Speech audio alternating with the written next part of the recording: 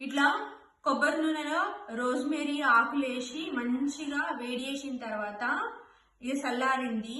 ఇట్లా చేసిన తర్వాత ఇట్లున్నది. ఏం కలర్ అయితే అంతగానే ఏం రాలేదు, కానీ ఇట్లా కొబ్బరి నూనె ఇంటికాంచి తెచ్చింది మంచిగా, మా అమ్మ తయారు చేసింది.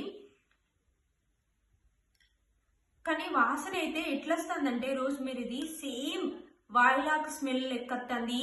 వాయిలాకు తెలుసు కదా, ఇట్లా బాలింతలకు, చిన్నపిల్లలకు, పుట్టినోళ్లకు, దాని తర్వాత జలుబు చేస్తే ఒళ్ళు నొప్పుల కోసమని మంచిగా ఇట్లా రోడ్ల పొంటి మస్తుంటది వాయిలాకు.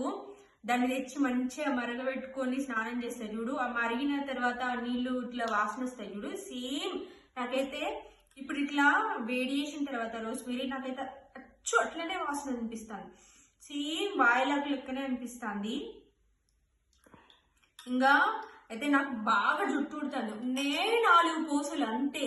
నాకు పెద్ద పెద్ద కోరికలు అయితే ఏం లేవు. ఇక భారీ ఎత్తు అంటే ఇట్లా ఒత్తుగా జుట్టు పొడువుగా అంతంత పెద్ద పెద్ద కోరికలు ఏం లేవు, కానీ చిన్న కోరిక ఉన్న 4 పూసలు కూడా ఉంటే చాలని ఇట్లా ప్రయోగం చేస్తానా. చూడాలి, ఇట్లా పెట్టుకోగానే అట్లా రిజల్ట్ అయితే రాదు కదా. ఒక 1-2 నెలలు చూసిన తర్వాత ఏమన్నా జుట్టు ఊడకుండా ఉంటుందా.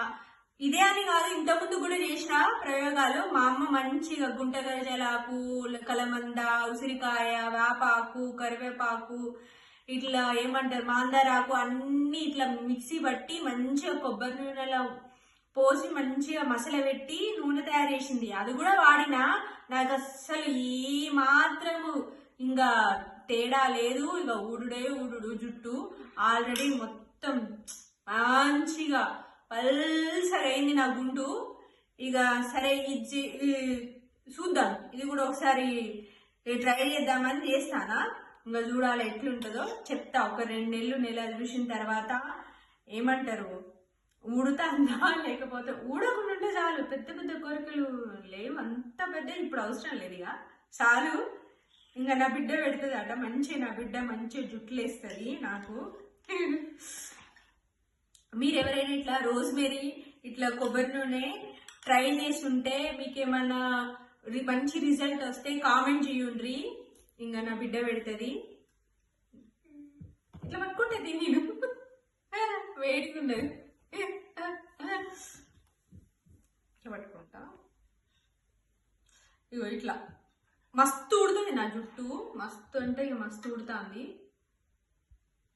ఏం కాదు నాన్న, కొంచెం ఆకులు వచ్చి